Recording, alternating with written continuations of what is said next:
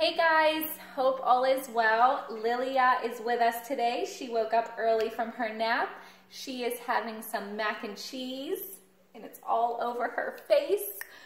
So I wanted to talk to you today as we're talking about how we can be growing to be more successful in our lives and to continue to be the best person that we possibly can be. Which brings me to the topic today is character. Character seems pretty simple, but it definitely is lacking today. Character means that you are who you are even when no one's looking. That's kind of a scary thing. So that means if you go to church on Sunday and you're raising your hands and then you're going home and arguing with your husband, you should check your character because that doesn't happen in the Guido house, ever. Why, are you judging me? So anyway, that's just a funny side note. But the word character, yes, comes from the Greek word chiseled, which I find to be absolutely fascinating because when something is chiseled, what's a couple of things that we could all brainstorm about? When something is chiseled, it's usually very plain to start, and it is chiseled into something beautiful and magnificent, like this human being over here. And it also takes away things, which is the things that are wasteful, and it also reminds us that it can be slightly painful and uncomfortable at times.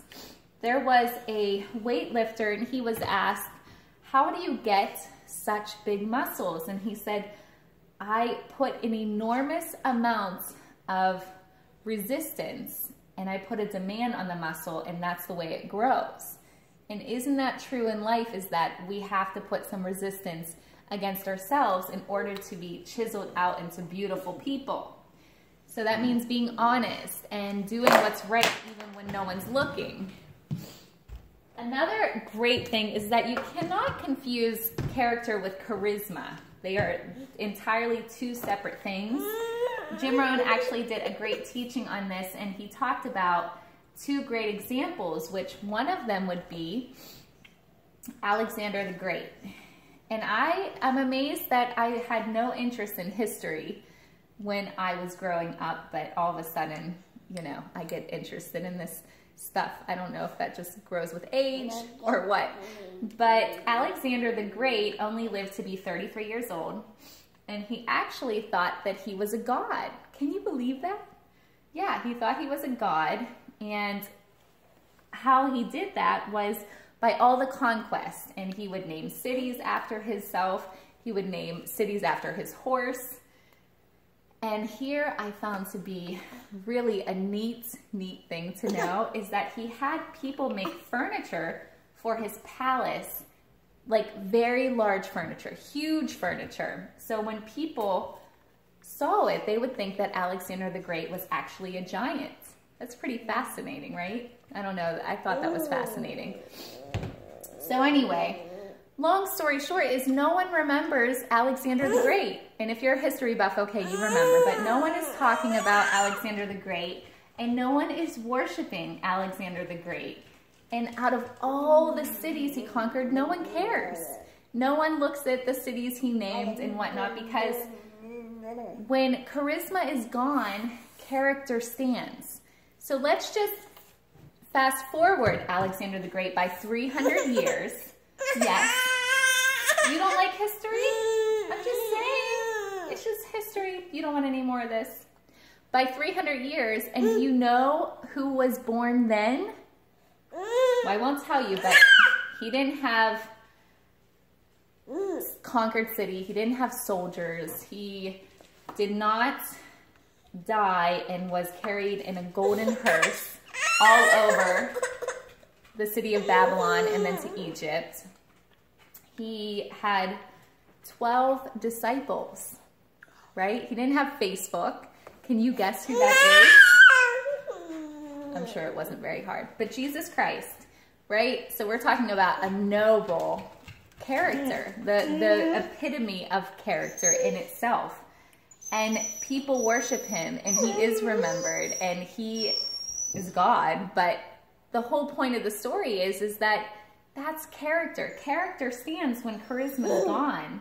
And I just find that to be just two remarkable examples of what looks to be a total glorious, successful life.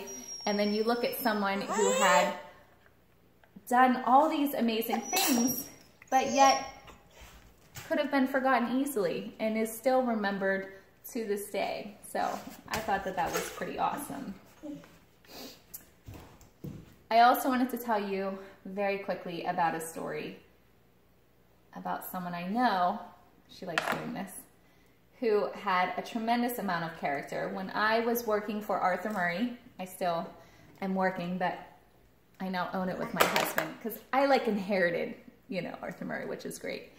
But there was a man there and his name was Jason. And at nighttime, we didn't get off work until 10 o'clock. We would all be standing at the door about 5 to 10, getting ready to leave work, excited. And we would ask him, like, can't we just leave a minute earlier? And he would say, no, if David's paying you to be here, you're going to be here until 10 o'clock. And I thought that that was remarkable because me and David weren't together, and I got to tell him how amazing this man was that made us stand at the door, which I did not want to do. So I was not a good person of character back then. And he used to make us wait there because if we were being paid to be there until 10, he wanted to make sure he was an upstanding man and that he was a man of integrity and character. So that really stuck with me. And isn't it amazing, out of all the things you can remember in your life, something like that happens. And that's exactly my point, is that character is what is remembered. But anyway, I hope you all have a great day. Lilia is done eating, as you can see. And I hope to talk to you tomorrow. Don't worry, if no one watches my video, my husband's like, no one's watching your videos. I'm like, that's okay, this is more for me anyway. I'm taking courage, I'm doing something I'm uncomfortable with, and I'm building my character as well. But hopefully you enjoyed it if you tuned in today, and I hope to see you tomorrow. Have a great day. Bye-bye.